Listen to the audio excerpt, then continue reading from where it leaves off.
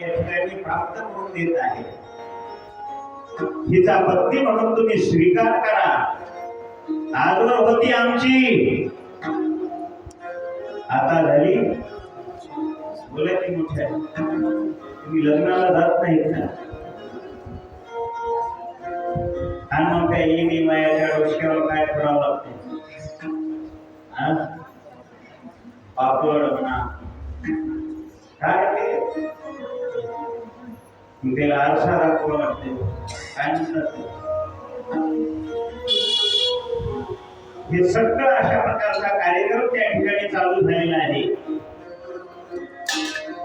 त्यावेळी पार्वतीचा हात शिवजींच्या हातामध्ये दिल्यानंतर अगदी कृतार्थ वाटायला लागलं मैना राणीला, आणि हिमालय राजाला मोठा आनंद झालेला आहे. काय आमचं परमभाग्य असेल, जगत पिता असणारे महादेव आमचे काय झालेले आहे, जावई झालेले आहे.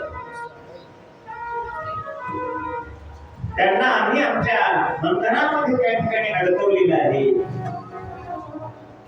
शिवजींनीही पार्वतीची भार्या म्हणून त्या ठिकाणी स्वीकार केलेला आहे.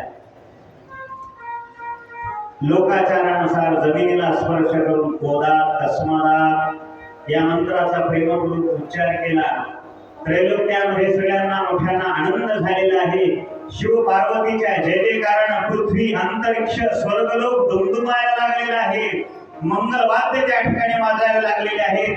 दशदिशा भरून गेलेल्या आहेत. देव ऋषी लोकांच्या मुखातून साधो साधो साधो अशा प्रकारचा आवाज येऊ लागलेला आहे. गंधर्व गायन करायला लागलेले आहेत. अप्सरा नाचायला लागलेल्या आहेत. मंगलमय वाद्य त्या ठिकाणी वाजायला लागलेले आहेत. सर्वांची मन आनंदित झालेली आहे. हिमालयाच्या नगरीतील लोक हा महोत्सव अत्यंत आनंदाने या ठिकाणी साजरा करायला लागलेले आहेत.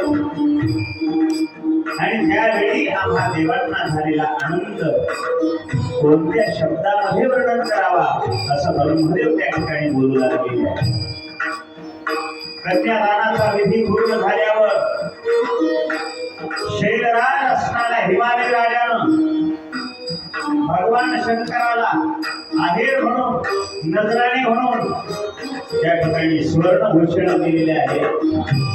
रत्नजडित भांडे दिलेले आहेत. रत्नांनी भरलेलं पात्र दिलेले आहे.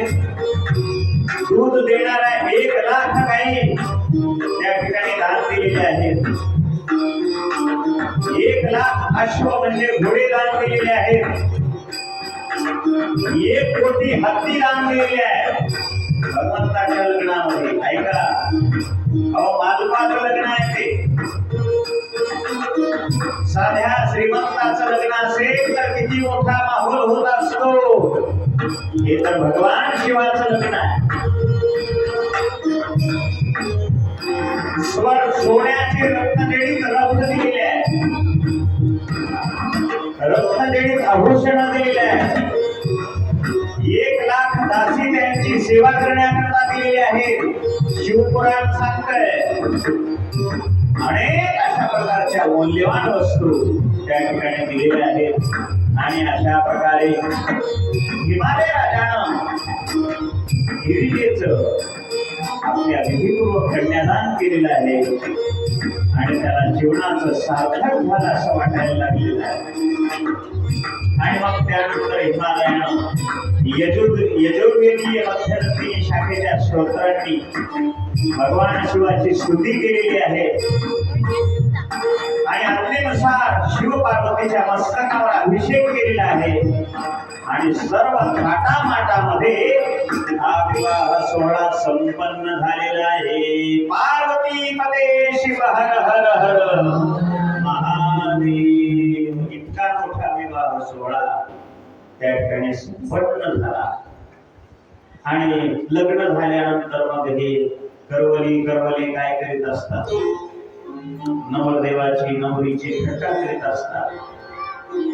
त्यांना काहीतरी नारळच पाणी आणून दे, आताच्या भाषेत थंसप आणून दे, त्याच्यात 2 पुंगळ्या टाकून स्टिंग आणून देईल. काय असेल ते तिथे ठरता मस्करी करायला लागले. आणि मग ब्राह्मण लोक त्या ठिकाणी जसा जसा विधी करायला लागलेले आहेत तसं शिवजींनी पार्वतीच्या मस्तकावर भांगामध्ये सौभाग्याचं प्रतीक असणारा सिंदूर लावलेला नाही. आपल्या पतीच्या आयुष्यमानाकरता ही पतिव्रत असती आपल्या भांगामध्ये सिंदूर अशा प्रकारचा लावित असते. एकदा सीतामाई सिंदूर लावत असताना हनुमंतरायांनी पाहिलं नाही का, माई हे कशा करता तुम्ही तुमच्या केसामध्ये भांगामध्ये सिंदूर भरला, सांगा बरं याचं कारण.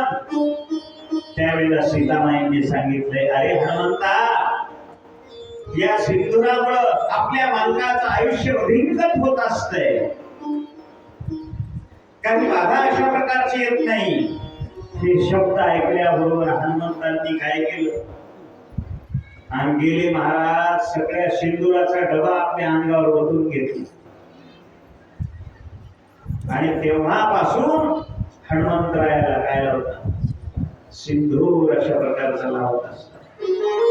माझ्या मालकाचं आयुष्य वाढावं, प्रभू रामचंद्राचं आयुष्य, याच्याकरता दासानं केलेलं हे काय व्रत अशा प्रकारचं आहे. पवित्र असणारा तो सिंधू